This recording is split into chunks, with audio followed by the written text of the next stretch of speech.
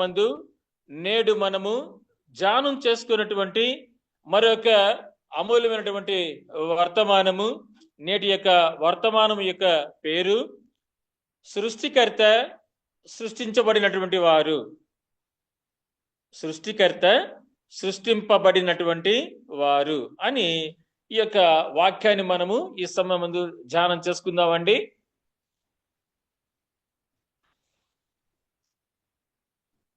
సంఘము దేవుడు అని కూడా వస్తుందండి. సృష్టికర్త సృష్టించబడినటువంటి వారు అంటే, సృష్టింపబడినటువంటి వారు అంటే సంఘముగా సమకూడినటువంటి వారు. మరి సృష్టికర్త దేవుడండి. ఆ యొక్క సంఘమే ఆధ్యాత్మికమైనటువంటి అర్థముతో మనము చూసుకున్నట్లయితే సంఘము అనున్నది భార్యగాను, భర్త అనగా దేవుడుగాను మనము భావించవలసినటువంటి అవసరత ఉన్నది. ఇచ్చట సంఘము అనగా భార్య, దేవుడు అనగా భర్త. భర్త అంటే యజమానుడు, సమస్తానికి ఆధారభూతుడు, అధికారి అని ఎటువంటి ఆధ్యాత్మికమైనటువంటి అర్థములు వస్తాయండి. అయితే ఈ సమయమందు మన యొక్క వాక్య ధ్యానాంశంలో మొట్టమొదటిగా ప్రధానమైనటువంటి అంశము యెషయా గ్రంథము 54వ అధ్యాయము 6వ వచనాన్ని చదువుకుందామండి.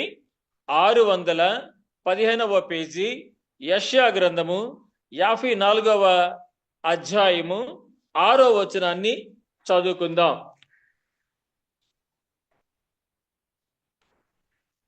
నీ దేవుడు ఈ మాట సెలవిచ్చుచున్నాడు, విడువబడి దుఃఖాక్రాంతురాలైన భార్యను పురుషుడు రప్పించినట్లును, తృణీకరింపబడిన యవ్వనపు భార్యను పురుషుడు రప్పించినట్లును యెహోవా నిన్ను పిలుచుచున్నాడు. చూసారండి, ఇది ఒక భార్య భర్త దాంపత్య జీవితములోను వారు ఇరువురు నడుమ వచ్చినటువంటి మనస్పర్ధలను, ఎడబాటును పోల్చి దేవుడు తనను గురించి, తాను సృష్టికర్తగా తాను సృష్టించినటువంటి తన యొక్క బిడ్డల గురించి క్రీస్తు వారు ఈ యొక్క ఉపమాన రీతిగా దేవుడు చెప్పుచున్నటువంటి మాట ఏమిటయ్యా అంటే, విడువబడి దుఃఖాక్రాంతురాలైన భార్యను పురుషుడు రప్పించినట్లు, తృణీకరింపబడిన యవ్వనపు భార్యను పురుషుడు రప్పించినట్లను యెహోవా మనల్ని పిలుస్తున్నారట. ఎప్పుడండి? ప్రత్యేకించి ఆయన ప్రతి స్థలమందు ప్రతి క్షణమందు తన యొక్క చేతులను చాపి మనమందరం కూడాను రక్షణ పొందాలి అనేటువంటి కుతూహలము చేత, ప్రేమ చేత ఆ దేవుడైనటువంటి పరమ తండ్రి మనలను ఆ రీతిగా పిలుస్తూనే ఉన్నారు. అయితే అలా పిలవగా యేసుక్రీస్తు వారి చెంతకు వచ్చేవారిని, పిలిచినప్పటికీ కూడాను రాకుండా ఉన్నటువంటి వారిని అందరినీ కూడాను సమైక్యపరచడానికి క్రీస్తు వారు ప్రత్యేకించి ఈ యొక్క సబ్బాతు పర్వదినమందు దేవుడు మనల్నందరినీ కూడాను పిలుచుచున్నారు. ఎలా అనగా, మనము మన యొక్క అజ్ఞానము చేత, మన యొక్క భక్తిహీనత చేత మనము కొన్ని దుఃఖములకు, కొన్ని కష్టములకు, కొన్ని బాధలకు, కొన్ని శ్రమలకు మనము గురి చెందటాన్ని బట్టి క్రీస్తు వారు మనల్ని పిలుస్తూ ఆయన చెప్పుచున్నటువంటి మాట ఏమిటయ్యా అంటే, యెహెజ్కేలు గ్రంథము 20వ అధ్యాయం 12వ వచనం ప్రకారంగాను, నేనే మిమ్ములను పవిత్రపరచువాడనని మీరు తెలుసుకున్నట్లు మీకును నాకును మధ్య సూచనగా ఈ యొక్క విశ్రాంతి దినమును ఇచ్చి ఉన్నాను అని దేవుడు మనకు చెప్పినటువంటి మాట చొప్పున మనము మరి గత రాత్రి సబ్బాతు రాత్రి వెస్పర్స్ ప్రోగ్రాంలో మనము పాలుపంపులు పొంది ఉన్నాము. మరలా ఈ యొక్క సబ్బాతు రోజు యొక్క ఉదయకాలము మొదలుకొని మనము మధ్యాహ్నం వరకు కూడాను ఆలయాలలో ఆత్మతో సత్యముతో దేవుని మనము ఆరాధన చేసి ఆయన యొక్క అత్యున్నతమైనటువంటి కృపకు పాత్రలయ్యి మరలా ఈ సమయమందు ఈ రీతిగా మరొక్కసారి దేవుని యొక్క వాక్య ధ్యానములో మనం అందరం కూడాను పాలుపంపులు పొందుతున్నాము. ఈ రోజున ఈ విధంగా దేవుడు యెషయా ప్రవక్త ద్వారాగా ఇచ్చినటువంటి మాటను బట్టి మనము నేటి యొక్క వాక్య ధ్యానాన్ని మరలా మనము చేసుకుంటున్నాము. సృష్టికర్త, సృష్టింపబడినటువంటి వారు అనేటువంటి విధంగా మనల్ని మనము మరొకసారి క్రీస్తు వారి యొక్క ప్రేమలో, క్రీస్తు వారి యొక్క ప్రత్యక్షతలో, ఆయన యొక్క ప్రసన్నతలో మన యొక్క భక్తి జీవితము ఏ రీతిగా ఉన్నది అనేటువంటి విధంగా మరలా మనము పరీక్షించుకొని మనల్ని మనము సరిచేసుకొని మరియు మరలా ఈ యొక్క సబ్బాతు పర్వదినమందు యేసుక్రీస్తు వారికి మనల్ని మనము మరొక్కసారి సంపూర్ణముగా సమర్పించుకుంటానికి మనము చేసేటువంటి ఈ యొక్క వాక్య ధ్యానమే ఆత్మ విమర్శతో కలిగినటువంటి ఈ యొక్క వాక్య ధ్యానము. ఈ ధ్యానాంశంలో మీరందరూ కూడాను జిజ్ఞాస చేతే ఈ యొక్క లేఖనాలను మీరు పరిశీలిస్తూ వాటిని వింటూ గ్రహిస్తూ మీరు జ్ఞాపకం పెట్టుకున్నటువంటి విధానాన్ని బట్టి దేవాది దేవుడు యేసు స్వామికి మరొక్కసారి నేను మిమ్మలను చూసి నేను ఉత్తేజితుడనై ప్రభు వారికి వందన సమర్పణ మరొక్కసారి నేను చేసుకుంటున్నానండి. దుఃఖాక్రాంతురాలైన భార్య అనగా సంఘము, విశ్వాసులు ఈ యొక్క క్రాంతురాలు వలె మనం కూడాను మరి విడవబడినటువంటి ఒక భార్యలాగా, ఒక స్త్రీలాగా, సంఘములాగా, విశ్వాస సమూహములాగా మనం కూడా ఏం చేస్తున్నాం అంటేనండి, మనకు ఇప్పుడున్నటువంటి పరిస్థితులను బట్టి మరి యొక్క మరి ఇరాను దేశం ఆ యొక్క యుద్ధము, ఆ యొక్క వార్తలు వింటాం, మనకు కొన్ని నిత్యావసర వస్తువులు మనకు లభ్యం కాకుండా ఉంటాయని, మరి త్వరలో లాక్డౌన్ లాంటిది ఏదో సంక్షోభం ఏర్పడుతుందని వచ్చేటువంటి వార్తలను బట్టి మనలో కొందరు ఏం చేస్తున్నామంటే ఆందోళన పడుతున్నాం. ఆందోళన పడి మనకు కావలసినటువంటి వసతుల కోసము, వనరుల కోసము మరి కాస్త అలసటతోనూ, అభ్రతాభావంతోనూ, అశ్రద్ధగా మరి దేవుని యొక్క విషయాల మీద మనము ఈ యొక్క విశ్రాంతి దినమందు మనస్సును నిమగ్నం చేయలేకపోతూ అటు ఇటుగా మనము తడబాటు పడుతున్నాం. అయినప్పటికీ కూడానండి, ఈ రోజున మనము చదువుకున్నటువంటి ఈ యొక్క వాక్యములో దుఃఖాక్రాంతురాలైన భార్యను పురుషుడు రప్పించినట్లు అనగానండి, మనము కూడాను ఇహలోక ఐహిక విచారముల చేత మనము క్రాంతురాలు అయినటువంటి వధువు సంఘముగా మనం కూడాను ఈ సమయమందు కొంచెం గలిబిలికి, కొంచెం అలసటకి, అశ్రద్ధకి మనము గురి చెందుతున్నాం. ఎలా అనగా సత్యమందు స్థిరపడని వారు, సత్యమందు ప్రతిష్ట చేయబడిన వారు, తొలగిపోయిన వారు, త్రొట్టిల్లుచున్నటువంటి వారుగా మనము ఈ యొక్క అంచె దినాలలో అప్పుడప్పుడు ఈ యొక్క కారణాలకు మనము కంగారు పడిపోయేటువంటి మరి జనాంగముగా మనము అప్పుడప్పుడు మనము తయారవుతున్నాం. ఇలా ఉండటాన్ని బట్టి మనం చూసినట్లయితేనండి, మనము చదువుకున్నటువంటి ఆ యొక్క విడవబడి దుఃఖాకాంతురాలైన భార్యను పురుషుడు రప్పించినట్లు అనేటువంటి ఆ యొక్క మాటలను మనం చూస్తున్నప్పుడండి, మనకు మన యొక్క ఆది తండ్రి దేవదేవుడు యేసు స్వామి ప్రభు యేసు క్రీస్తు వారితోనూ మరి యెహోవా తండ్రితోనూ ఆదరణకర్త సత్యస్వరూపుడైనటువంటి పరిశుద్ధాత్మతోనూ త్రియేక దేవునితోనూ మన యొక్క ఆది తండ్రి మరి చేసినటువంటి తప్పితము చేత ఆయన యొక్క జీవితంలో జరిగినటువంటి సంఘటనను మనము ఈ సమయమందు జ్ఞప్తికి తెచ్చుకుందామండి. ఆది కాండము 3వ అధ్యాయము 22వ వచనాన్ని ఈ సమయమందు చదువుకుందాం. ఆది కాండము 3వ అధ్యాయము 22, 23, 24 వచనాలని చదువుకుందాం. చూడండి. అప్పుడు దేవుడైన యెహోవా, ఇదిగో మంచి చెడ్డలను ఎరుగునట్లు ఆదాము మనలో ఒకని వంటి వాడాయను. కాబట్టి అతడు ఒకవేళ తన చెయ్యి చాచి జీవవృక్ష ఫలమును కూడా తీసుకొని తిని నిరంతరము జీవించునేమో అని దేవుడైన యెహోవా అతడు ఏ నేల నుండి తీయబడినో దాన్ని సేద్యపరచుటకును ఏదెను తోటలో నుండి అతన్ని పంపివేశారు. అప్పుడు ఆయన ఆదామును వెళ్ళగొట్టి ఏదెను తోటకు తూర్పు దిక్కున కెరూబులను జీవవృక్షమునకును పోవు మార్గమును కాచుటకు ఇటు అటు తిరుగుచున్న ఖడ్గజ్వాలను నిలవబెట్టినారు. యెహోవా దేవుడు మన యొక్క ఆది తండ్రి అయినటువంటి ఆదాము గారిని ఆ యొక్క ఏదెను తోటలో నుండి వెళ్ళగొట్టి, ఇప్పుడు మీకు అర్థమైంది కదండి. మనము ప్రారంభంలో చదువుకున్నటువంటి వాక్యము మన యొక్క ఆది పితరుడు అయినటువంటి ఆదాము గారి యొక్క జీవితంలో జరిగినది. కేవలము మన యొక్క ఆత్మీయ ఆది పితరుడు అయినటువంటి ఆదాము గారి యొక్క జీవితంలోనే కాదండి, మన జీవితాల్లో కూడాను ఈ రోజున ముఖ్యంగా చెప్పాలంటేనండి,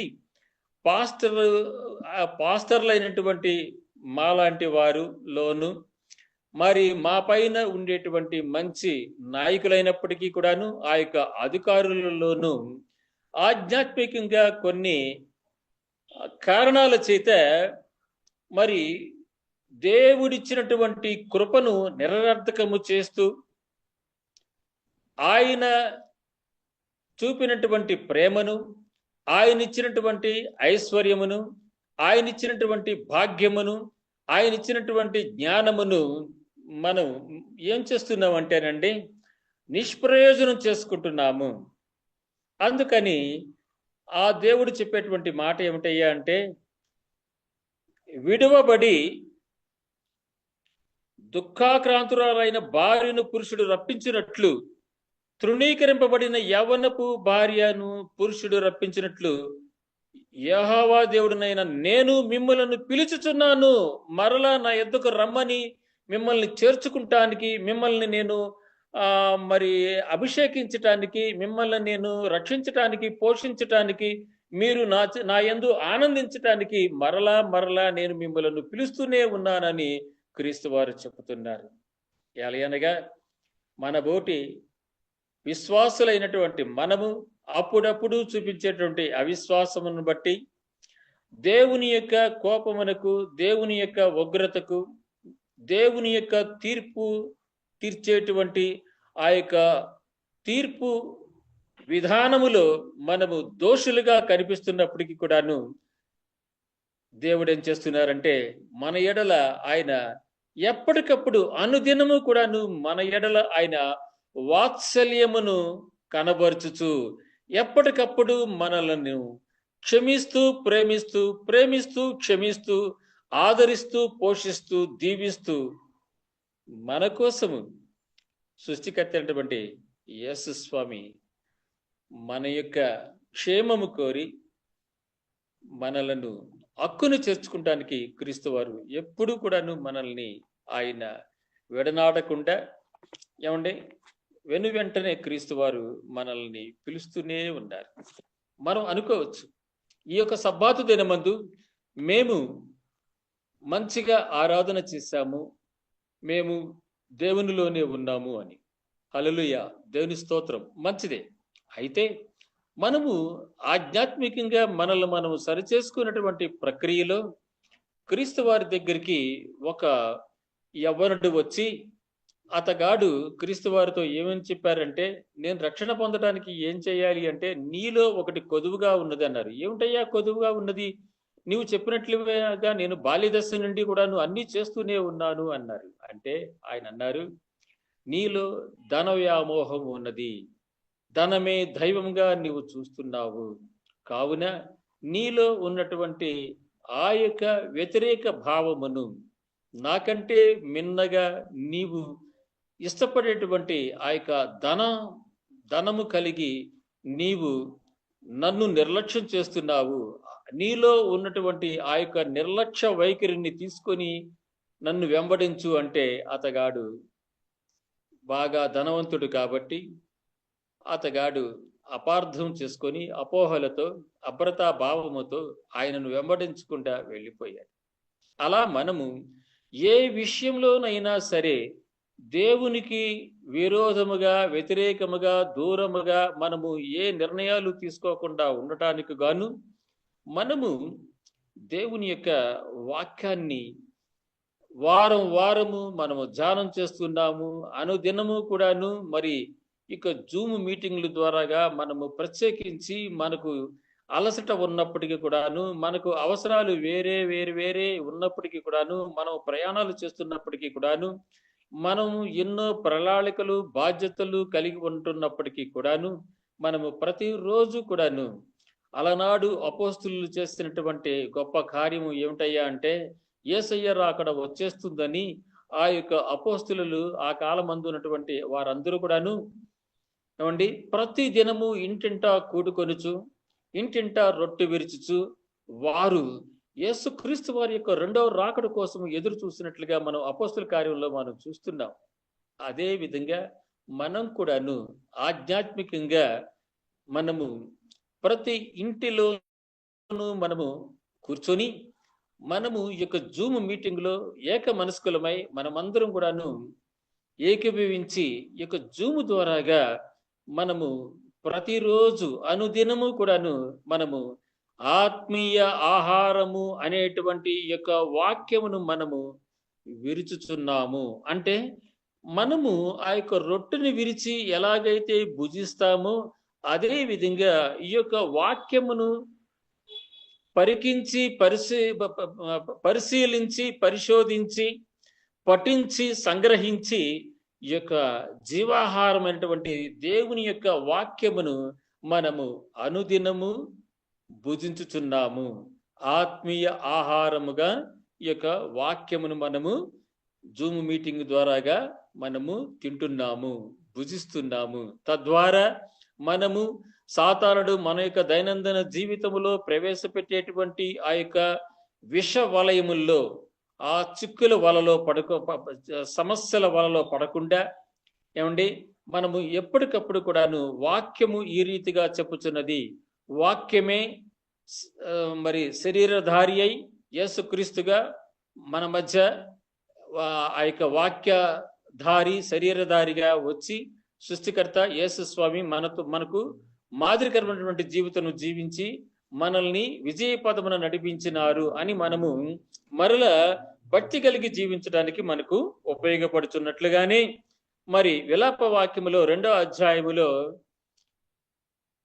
ఉన్నటువంటి 6వ వచనాన్ని చూద్దాం. ఒకడు తోటను కొట్టివేయినట్లు తన ఆవరణమును ఆయన క్రూరముగా కొట్టివేసి ఉన్నాడు, తన సమాజ స్థలమును నాశనము చేసి ఉన్నాడు. యెహోవా సియోనులో నియామక కాలము విశ్రాంతి దినము మరువబడినట్లు చేసి ఉన్నాడు. కోపావేశుడై రాజును యాజకుని తోసివేసి ఉన్నాడు. ప్రభు తన బలిపీఠమును విడనాడెను, తన పరిశుద్ధ స్థలమునందు అసహించుకొనెను, దాని నగరుల ప్రాకారములను శత్రువుల చేతికి అప్పగించెను. సరే, ఈ యొక్క మాటలను మనము చదువుకుంటేనండి ముఖ్యంగా 6వ వచనంలో ఉన్నటువంటి మాట ఏంటంటే, యెహోవా సియోనులో నియామక కాలము విశ్రాంతి దినము మరువబడినట్లు చేసి ఉన్నాడు కోపావేశుడై. ఎందుకంటే కొందరండి తెలిసి మరి దేవుడిచ్చినటువంటి ఈ యొక్క విశ్రాంతి దిన ఆచరణమును 4వ ఆజ్ఞను ఏం చేస్తున్నారంటే ఇది కొట్టివేయబడిందని, మార్చబడిందని అటువంటి సాకులు మాట్లాడుతూ, మరియు ఈ యొక్క యెషయా గ్రంథము 24వ అధ్యాయం 5వ వచనం ప్రకారంగాను ఈ లోక నివాసులు దేవుని యొక్క శాసనములను కట్టడలను మీరుతున్నారు, కట్టడలను మార్చి ఉన్నారు అని ఉంది. యెషయా గ్రంథం 24వ అధ్యాయం 5వ వచనంలో ఆ రీతిగా ఉన్నది. అంటే దాని యొక్క అర్థం ఏంటయ్యా అంటే ఈ యొక్క పవిత్రమైనటువంటి విశ్రాంతి దినమును, ఈ యొక్క విశ్రాంతి దినమును ఈ యొక్క శనివారం నుండి ఆదివారానికి మార్చి వేసుకొని ఆ రీతిగానే వారు ఇష్టపడుతూ మరి దేవుడు చెప్పినటువంటి ఆజ్ఞ చొప్పున విశ్రాంతి దినమును ఆచరించకుండా దాని నుండి తొలగిపోయినటువంటి వారి గురించి ముందుగానే దేవుడు సియోనులో ఏమండి నియామక కాలము విశ్రాంతి దినము మరవబడినట్లు మరి కొంతమంది విడిచిపెట్టేటువంటి విధంగా క్రీస్తు వారు వారికి ఏమండి దూరముగా ఉన్నారు. అంటే వారిని దేవుడు ఆశీర్వదించకుండా ఉంటున్నారు అని మనము ఇక్కడ అర్థం చేసుకోవాల్సినటువంటి అవసరత ఉన్నది. అయితే కొందరు ఈ యొక్క విశ్రాంతి దినం గురించి అది యూదుల కాలం నాటిది, పాత నిబంధనలోది, మరి కొత్త నిబంధన ప్రకారంగా మనకు విశ్రాంతి దినము ఆదివారము మరి శనివారం కాదు అని చెప్పుకుంటూనే ఉంటున్నారండి. ఇప్పటికీ చెప్పుకుంటూనే ఉన్నారండి. మనమైతే మాత్రం దేవుని యొక్క వాక్య ప్రకారంగా జ్ఞానం చొప్పున బహు జాగ్రత్తగా ఈ యొక్క విశ్రాంతి దినాన్ని మనము ఆరాధన చేస్తున్నాము. అటువంటి విశ్రాంతి దిన ఆరాధకులుగా దేవుడు మనల్ని ఆశీర్వదించినందుకు ఎంతైనా మనము దేవునికి వందనస్తులపై ఉండి ఉన్నాము. చూడండి, ఏప్రిల్కి రాసినటువంటి పత్రిక 4వ అధ్యాయం నుంచి 4వ అధ్యాయము 1 నుంచి 11 వచనాలు కనుక మనం చూసినట్లయితే, నేను ఆ యొక్క విలాప వాక్యంలో ఉన్నటువంటి 2వ అధ్యాయం 6వ వచనాన్ని ఎందుకు చదివానో అది మీకు ఇంకా క్లియర్గా మీకు అర్థం అవటానికి గాను ఈ యొక్క వచనాలని నేను ఎన్నిక చేసుకొని ఉన్నానండి. చూడండి, ఆయన యొక్క విశ్రాంతిలో ప్రవేశించుదామను వాగ్దానం ఇంకా నిలిచి ఉండగా మీలో ఎవడైనను ఒకవేళ ఆ యొక్క వాగ్దానము పొందకుండా తప్పిపోనేమో అని భయము కలిగి ఉందుము. వారికి ప్రకటింపబడినట్లు మనకును సువార్త ప్రకటింపబడిను, గాని వారు వినిన వారితో విశ్వాసము గలవారై కలిసి ఉండలేదు గనుక విన్న వాక్యము వారికి నిష్ప్రయోజనమైనదాయను. కాగా జగత్పునాది వేయబడినప్పుడే ఆయన కార్యములన్నీ సంపూర్తి అయి ఉన్నను. ఈ విశ్రాంతిని గూర్చి నేను కోపముతో ప్రమాణము చేసినట్లు వారు నా విశ్రాంతిలో ప్రవేశింపరు అని ఆయన చెప్పిన మాట అనుసరించి విశ్వాసులమైన మనము ఆ విశ్రాంతిలో ప్రవేశించుచున్నాము. మరియు దేవుడు 7వ దినమందు తన కార్యములన్నిటినీ ముగించి విశ్రమించెను అని 7వ దినం గురించి ఆయన ఒక చోట చెప్పి ఉన్నాడు. ఇదియోగాక ఈ చోటునే వారు నా విశ్రాంతిలో ప్రవేశింపరు అని చెప్పి ఉన్నారు. ఎందుకంటే అవిధేయులు, దుఃఖాక్రాంతులైనటువంటి వారు, విడవబడినటువంటి వారు, సత్యమందు స్థిరపడినటువంటి వారు, సత్యమందు ప్రతిష్ఠింపబడినటువంటి వారు, తొలగిపోయేటువంటి వారు, త్రొట్టిల్లేటువంటి వారు. ఏమండి, అలనాడు మన యొక్క ఆదిపిత్రుడు ఆదాము గారు ఎలాగైతే మరి భార్య మాట విని ఆయన ఒక యజమానుడిగా ఉన్నటువంటి ఆ యొక్క ఆదాము గారు తన యొక్క భార్య మాట విని మరి దేవుని యొక్క మాటను పెడచెవిని పెట్టి ఆ యొక్క పండును తిని తద్వారా ఆయన ఆ యొక్క శాపానికి ఏ రీతిగా అయితే గురి చెంది ఉన్నాడో అదే రీతిగా మనం కూడాను ఏమండి మన యొక్క ఆది తండ్రి మరి ఆదాము గారు భార్య మాట విని ఎలాగైతే చేసి ఉన్నాడో ఈ రోజున మనం కూడాను ఏమండి మరి విడవబడినటువంటి భార్య అనగా అది విగ్రహారాధనను ప్రేరేపించేది, దేవుని యొక్క పండుగలను, నియామక కాలములను, దేవుడిచ్చినటువంటి ఆజ్ఞలను, దేవుడి చెప్పినటువంటి ప్రవచనాసారమును వ్యతిరేకించేటువంటి ఆ యొక్క కథోలికుల సంఘం వారు ఆ యొక్క కథోలికుల సంఘమైనటువంటిది అది బొత్తిగా పూర్తిగా దేవుని చేత విడవబడినటువంటి సంఘము. దాని గురించి ప్రకటన గ్రంథములో 12వ అధ్యాయంలో బహు కఠినంగా దాని గురించి వివరించబడినటువంటి సత్యవాక్యములు ప్రకటన 12వ గ్రంథంలో మనకు అక్కడ ఉన్నవి. మరి ఒక సీనియర్ పాస్టర్ గారు ప్రకటన గ్రంథం గురించి మీకు మంగళవారం నాడు మరి ఆదివారం నాడు ఇలాగా కొంతమంది సీనియర్ పాస్టర్ గారులు మీకు అది బోధిస్తున్నారు. కాబట్టి వాటి గురించి మీరు ఆయా సమయాలలో ఇంకా విపులంగా తెలుసుకొనవచ్చండి. అయితే ఇక్కడ మరి ఆ యొక్క విడవబడినటువంటి కథోలిక్ సంఘంని పోలి ఆ యొక్క సంఘముతో అనేకులు చెయ్యి కలిపి మరి కాన్స్టెంట్ చక్రవర్తి, రోమా చక్రవర్తి మరి 321వ సంవత్సరం ఏడి ఆఫ్టర్ డెత్, క్రీస్తు వారు చనిపోయిన తర్వాత 321వ సంవత్సరము మార్చి 7వ తారీఖున సూర్య ఆరాధికుల యొక్క ఓట్లతో వాళ్ళ మద్దతును కూడాను పొందుటకు ఈ యొక్క శనివారము ఆరాధనను ఆదివారానికి సూర్య ఆరాధకులకు అనుకూలంగా మార్చి ఆ యొక్క రోమా చక్రవర్తి, కాన్స్టెంట్ చక్రవర్తి మార్చి 7వ తారీఖున 321వ సంవత్సరంలో ఈ యొక్క అధికారికంగా ప్రవేశపెట్టినటువంటి ఈ యొక్క ఆదివారము ఆరాధన ఈ రోజుకు కూడాను ఆ రీతిగానే అది కొనసాగుతూనే ఉన్నటువంటి సత్యమును మీరు ఈ సమయం మందు పదిలపరుచుకోవాల్సిందిగా కోరుతున్నాను. కాగా వారు నా విశ్రాంతిలో ప్రవేశింపరని యేసుక్రీస్తు వారు చెప్పి ఉన్నారు ముందుగానే. ఎందుకంటే అవిధేయులు ఆ రకంగా సత్యము నుండి తొలగిపోతారని క్రీస్తు వారు మొదటగానే చెప్పారు. కాగా ఎవరో కొందరు విశ్రాంతిలో ప్రవేశించుదురను మాట నిశ్చయము.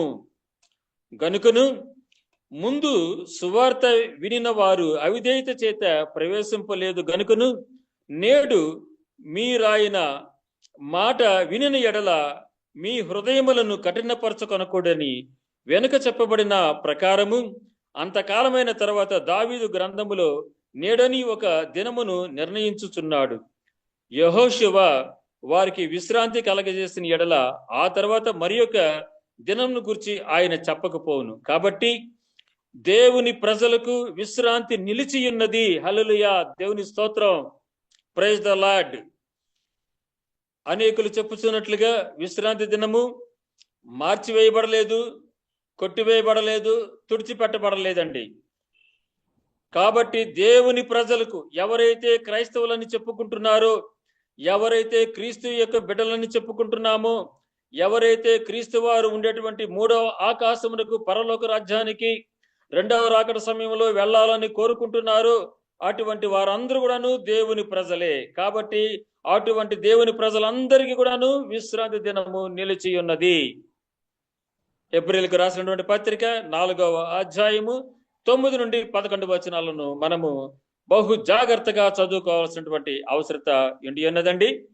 ఎందుకనగా దేవుడు తన కార్యములను ముగించి విశ్రమించిన ప్రకారము ఆయన యొక్క విశ్రాంతిలో ప్రవేశించిన వాడు కూడా తన కార్యములను ముగించి విశ్రమించెను.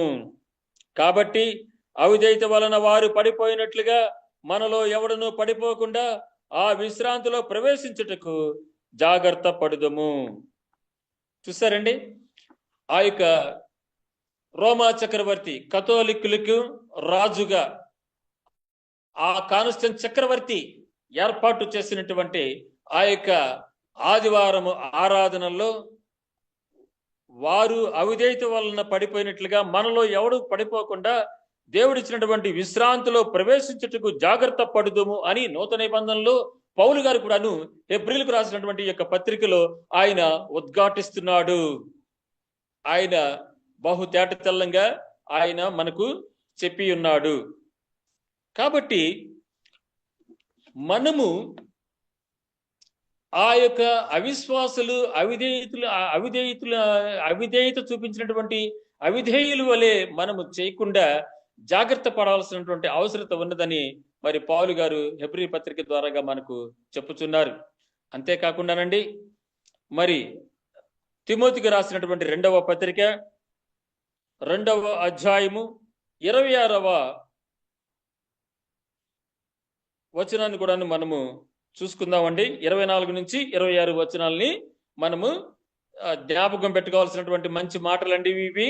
తిమోతికి రాసినటువంటి 2వ పత్రిక 2వ అధ్యాయము 24 నుంచి 26 వచనాలు.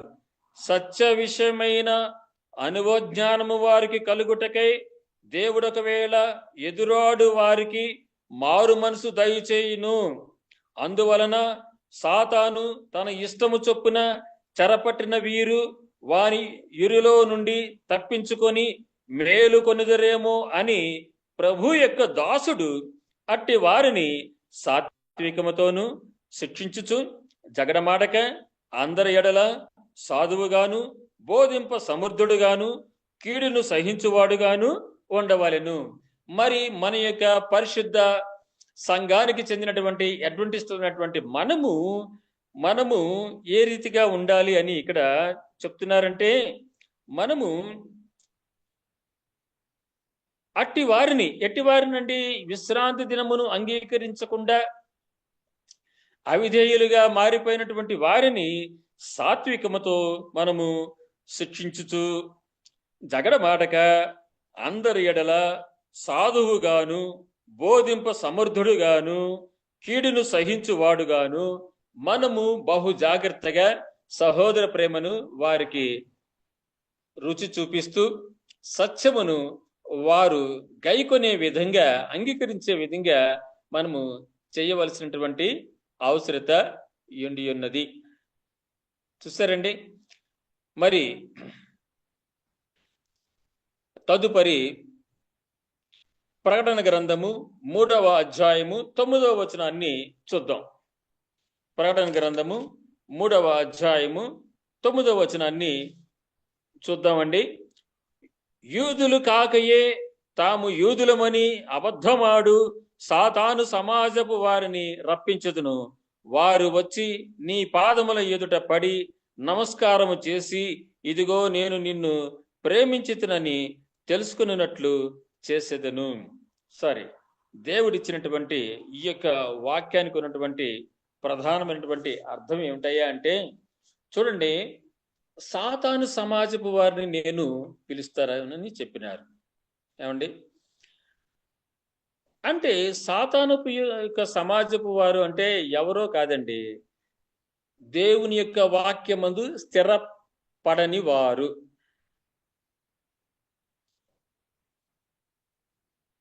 ఏమండి, వారు దేవుడిచ్చినటువంటి ఆజ్ఞ యందు వారు స్థిరంగా ప్రతిష్ఠింపబడి ఉండకుండా తొలగిపోయి త్రొట్టిల్లినటువంటి వారు గురించి ఆ యొక్క మాటగా ఆయన ఏం చెప్పారంటే, అటువంటి సాతాను సమాజపు వారిని పిలిపిస్తాను. వారు ఏమండి సాగిలపడి నమస్కరించేటట్లుగా, అంటే వారు బుద్ధి తెచ్చుకొని వారిలో కొంతమంది అయినా ఏమండి మరలా రక్షకుడైనటువంటి యేసుక్రీస్తు వారి దగ్గరికి వచ్చి ఆత్మతోను సత్యముతోను, అయ్యా నేను మిమ్మల్ని ఆరాధన చేస్తాము అని వారు మరల సత్యములోనికి వచ్చే విధంగా క్రీస్తు వారు చేస్తాను, అందు నిమిత్తమే వారిని నేను పిలుస్తున్నానని కూడాను క్రీస్తు వారు చెప్పుచున్నారు. తర్వాత తిమోతికి రాసినటువంటి 3వ అధ్యాయము 1 నుంచి 9 వచనాలు గనక మనం చూసినట్లయితేనండి, అంచె దినములలో అపాయకరమైనటువంటి కాలములు వచ్చునని తెలుసుకొనుము. ఎలాగనగా మనుషులు స్వార్థప్రియులు, ధనాపేక్షకులు, బెంకములు ఆడువారు, అహంకారులు, దూషకులు, తల్లిదండ్రులకు అవిధేయులు, కృతజ్ఞత లేని వారు, అపవిత్రులు, అనురాగ రహితులు, అతిద్వేషులు, అపవాదకులు, అజితేంద్రియులు, క్రూరులు, సజ్జన ద్వేషులు, ద్రోహులు, మూర్ఖులు, గర్వాంధులు, దేవుని కంటే సుఖానుభవంకే ఎక్కువగా ప్రేమించువారు, పైకి బట్టిగల వారి వలె యుండియు దాని శక్తిని ఆశ్రయించిన వారునే యుందురు. ఇట్టి వారికి విముఖుడవై యుండుము. పాపభరితులై నానా విధములైన దురాశల వలన నడిపింపబడి ఎల్లప్పుడూ నేర్చుకొనుచున్నను సత్య విషయమైన అనుభవజ్ఞానము ఎప్పుడునూ పొందలేని అవివేక స్త్రీల యొక్క ఎండల్లో జొచ్చి వారిని చెరపట్టుకొని పోవువారు. వీరిలో చేరినటువంటి వారు ఎన్నే ఎంబ్రే అనువారు మోషేను ఎదిరించినట్టు వీరును చెడిన మనసు కలిగి విశ్వాస విషయములో భ్రష్టులై సత్యమును ఎదిరింతురు. అయినను వారి అవివేకమెలాగు తేటపడునో అలాగే వీరిది కూడా అందరికీ తేటపడును గనుక వీరు ఇక ముందుకు సాగరు.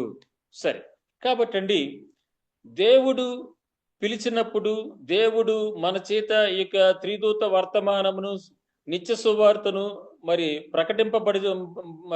ప్రకటింప చేస్తున్నప్పటికీ కూడాను ఆ ప్రకటింపబడేటువంటి ఆ యొక్క త్రిదూత వర్తమానానికి ఎవరైతే లోబడకుండా ఉంటారో, మోషేని ఎదిరించి వారు ఎలాగైతే ఆ యొక్క మరి ఆ యొక్క భూకంపానికి గురి చెంది ఉన్నారో, ఎన్నే అంబ్రే అనేటువంటి వారు మరి కోరాహు సంతానం మరి ఆ యొక్క సంఖ్యాకాండంలో 16 అధ్యాయంలో ఆ యొక్క భూకంపంలో నశించిపోయారు చూసారా? నేల నెర విడిచినప్పుడు, భూకంపం కలిగినప్పుడు, ఎర్త్‌క్వేక్ అదే విధంగా ఉంటుందని ఇక్కడ రెండవ రాకడ సమయంలో ఆ లోపల మరి మనుషులు మరి సబ్బాతుని అంగీకరించకుండా, సత్యమందు ప్రతిష్ఠింపబడకుండా, సాతాను సమాజం లాగానే మరి మోషే మీద ఎదురాడినటువంటి విధంగానే అటువంటి మనస్తత్వంతోనే ఉంటే గనక వారి గతి అలాగే అవుతుందని ఇక్కడ ఈ యొక్క వాక్యాల ద్వారాగా చూస్తున్నాము. దానికి ఉదాహరణ ఇస్కరియోతు యోధ. ఏమండి? అతగాడు కూడాను ఏమైపోయాడు? చివరికి వినాశనమే వాడి యొక్క అంతమైపోయింది కదండి. కావున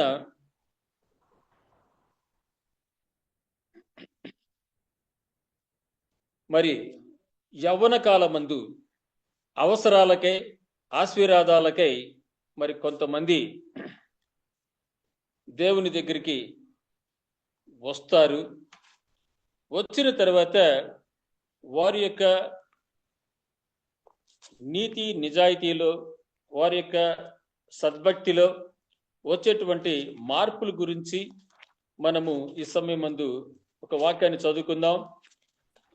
మలాకి గ్రంథము, మలాకి పాత నిబంధనకి ఆఖరి పుస్తకం, మలాకి 2:10-16 వచనాలు చదువుదాం. చూసారండి?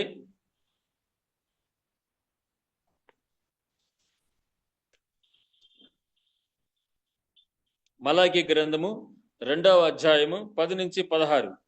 మనకందరికీ తండ్రి యొక్కడే కాడా? ఒక్క దేవుడే మనలను సృష్టింపలేదా? ఇలాగుండగా ఒకరి ఎడల ఒకరము ద్రోహము చేయుచు మన పితరులతో చేయబడిన నిబంధనను మనమెందుకు తృణీకరించుచున్నాము? యోధావారు ద్రోహులైరి, ఇశ్రాయేలీల మధ్య యెరూషలేములోనే హేయక్రియలు జరుగుచున్నవి. యోధావారు యెహోవాకు ప్రియమైన పరిశుద్ధ స్థలమును అపవిత్రపరిచి అన్య దేవతా పిల్లలను పెండ్లి చేసుకొనిరి. యాకోబు సంతతి వారు డేరాలలో నుండి మేలుకొల్పు వారిని, పలుకు వారిని, సైన్యములకు అధిపతియగు యెహోవాకు నైవేద్యము చేయు వారిని యెహోవా నిర్మూలము చేయును.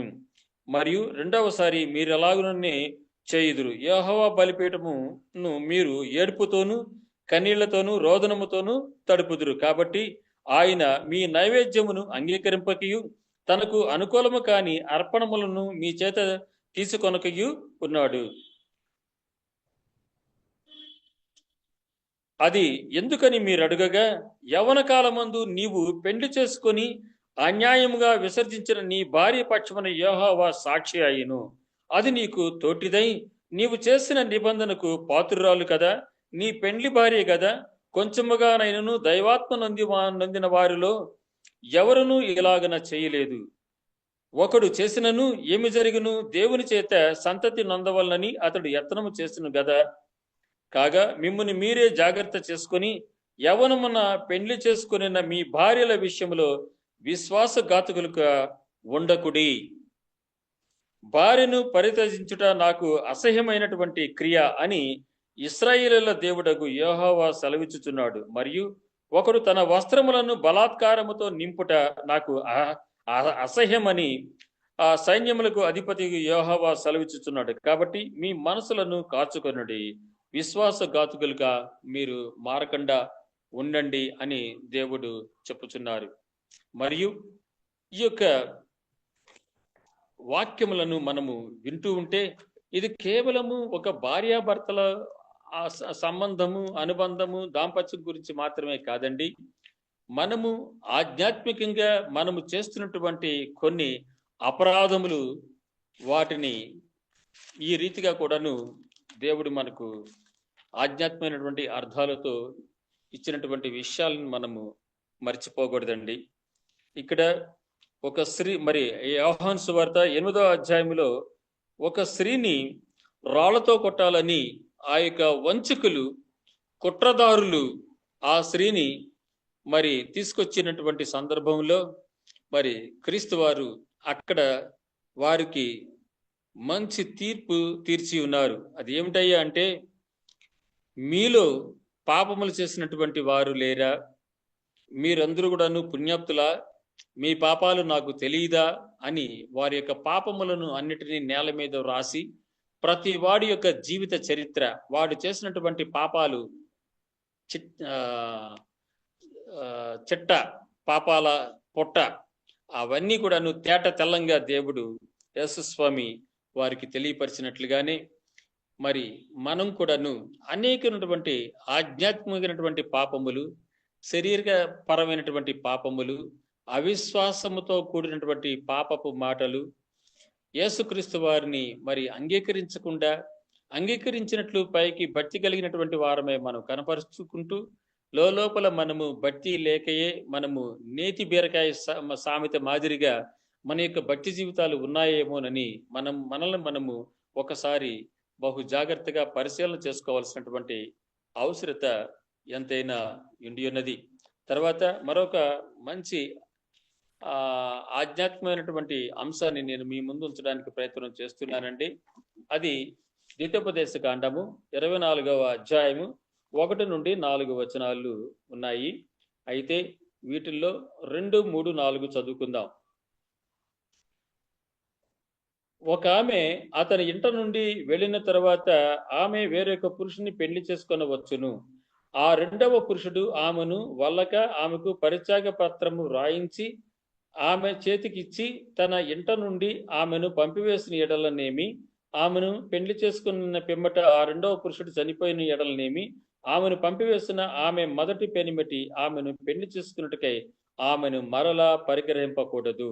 ఎలయనగా ఆమె తన్ను అపవిత్రపరచుకొనెను, అది యెహోవా సన్నిధిని హేయము గనుక నీ దేవుడైన యెహోవా నీకు స్వాస్థ్యముగా ఇచ్చుతున్న దేశమునకు పాపము కలుగునట్లు మీరు అలాగూ చేయకూడదు. సరే, ఈ యొక్క మాటలకి కూడాను ఆధ్యాత్మికంగా మనం అర్థం చేసుకోవాలంటేనండి, అవి మనకు ఏ రీతిగా దోహదపడతాయి అంటే, మరి ముఖ్యంగా ఈ యొక్క విగ్రహారాధనతో కూడినటువంటి సంఘం గురించి మనం ఆలోచన చేసినట్లయితే, మరి దేవుని చేత ఆ యొక్క విడవబడినటువంటి సంఘముగా ఆ సంఘము ఉన్నది. అదే విధంగా మనలో కూడానండి, మనలో అంటే కేవలము మనం అంటే మనం కాదండి, మామూలుగా లోకంలో ఉన్నటువంటి క్రైస్తవ విశ్వాసులలో అనేకులు వాత వేయబడినటువంటి మనస్సాక్షి కలిగినటువంటి వారై, ఏమండి, దేవుని యొక్క సత్యమునకు చెవినీయక దురద చెవులు కలిగినటువంటి వారై, వారికి అనుకూలమైనటువంటి బోధకులను, బోధనలను అంగీకరించినటువంటి వారి గురించి ఈ రీతిగా చెప్పబడిందండి. వారు ఆ యొక్క సాతానుడితో జత కట్టిన తర్వాత, ఆ సాతానుడికి దాసులైన తర్వాత, వారు మరలా మొదటి పురుషుడైనటువంటి ఈ యొక్క సత్య సంఘములోనికి, క్రీస్తు వారి యొద్దకు వారు మరలా తిరిగి రావటము అసంభవము, అసాధ్యము అని దేవుని యొక్క వాక్యము చెప్పుచున్నది. ఎలా అనగా, యోధా చూడండి, చేసినదంతా చేసేసాడు. ఇస్కరియోతు యోధా చేసి ఆ తర్వాత అయ్యో నేను పాపం చేశాను, ఈ యొక్క వెండి నాణ్యాలు నాకు వద్దు, మీరు నాకు ఇచ్చారు కాబట్టి ఓ శాస్త్రులారా,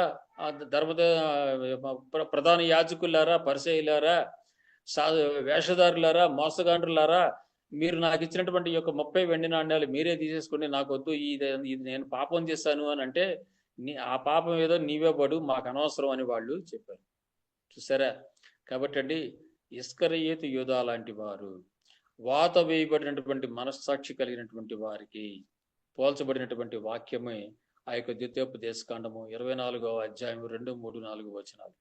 ఏమండి, ఒక్కసారి క్రీస్తు అనేటువంటి వరుణకు, అధిపతికి, యజమానుడికి దాసుడైన తర్వాత, కుమారుడైన తర్వాత, వారసుడైన తర్వాత, ఇహలోక మాలిన్యంలోకి పోయి, ఏమండి, ఆ యొక్క చివరి తీర్పు సమయంలో, రెండవ రాకడ సమయంలో మరలా యేసుక్రీస్తు వారి దగ్గరికి రావచ్చులే, ఇప్పుడు మనము లోకంలో కలిసిపోయి మనము సంతోషంగా మరి లోకంతో కలిసి సుఖించుతాము అంటే కుదరదు.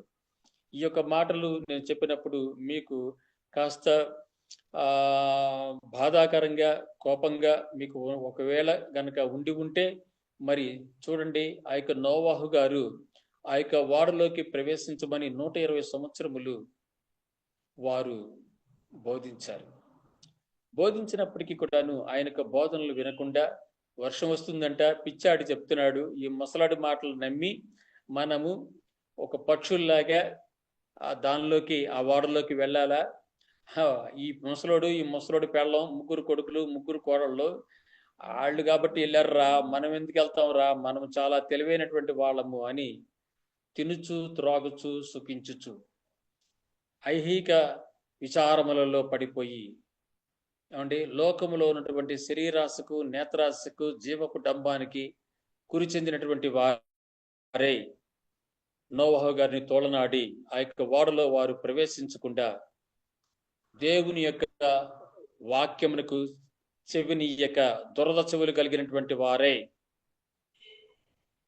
దేవుడిచ్చినటువంటి శుభవర్తమానాన్ని అంగీకరించకుండా ఎప్పుడైతే ఆ యొక్క వర్షము స్టార్ట్ అయిందో, ఆ ప్రచండ వర్షము ప్రారంభమైందో, అప్పుడొచ్చి ఆ ఓడ యొక్క తలుపును కొడుతూ ఉంటే ఆ ఓడను మూసివేసినటువంటి దేవుని దూత ఆ ఓడ యొక్క షిప్ యొక్క డోరు ఓపెన్ చేయలేదు. కావున మన యొక్క శ్వాస రంధ్రాలలో దేవుడిచ్చినటువంటి యొక్క జీవవాయువు సమృద్ధిగా ఉన్నప్పుడే యేసయ్య రెండవ రాకడ మధ్యాకాశమందుకు రాకముందే, ఈ యొక్క కృపకాలము ముగియక ముందే మనము జాగ్రత్త పడవలసినటువంటి వారమై ఉండి ఉన్నాము. మనమందరం కూడాను దేవుని చేత మరి ఆదాము ఏ రీతిగా అయితే విడవబడి శాపగ్రస్తుడై సంచరించినాడో, అదే విధంగా మనం కూడా కొన్ని దేవుడిచ్చినటువంటి ఆజ్ఞల విషయంలో మనము తప్పిపోతున్నామేమో, తొలగిపోతున్నామేమో, సత్యమందు సరైన విధంగా మనము ప్రతిష్ఠింపబడకుండా, స్థిరపడకుండా తొలగిపోతున్నామేమో, త్రుట్టిల్లుచున్నామేమో అని మనము సంగ్రహించుకొని దుఃఖాక్రాంతురాలైనటువంటి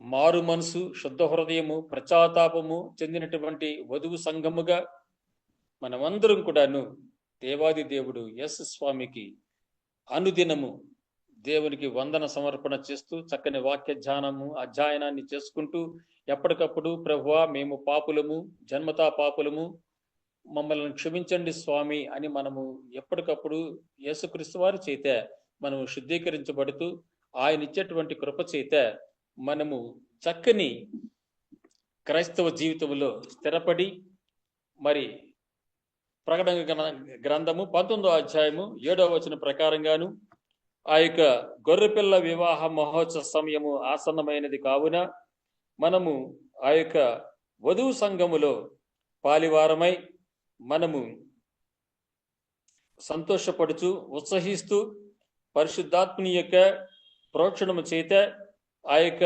రెండవ రాకడ గొర్రెపిల్ల వివాహ మహోత్సవ సమయము వరకు పరిశుద్ధాత్మని చేత పోషించబడుతూ స్థిరపడే విధంగా ఆ యొక్క పరిశుద్ధాత్మ దేవుడు మనల్ని అందరినీ కూడా ఎల్లవేళలా శుద్ధీకరించి కరుణించి కాచి కాపాడును గాక. ఆమేన్.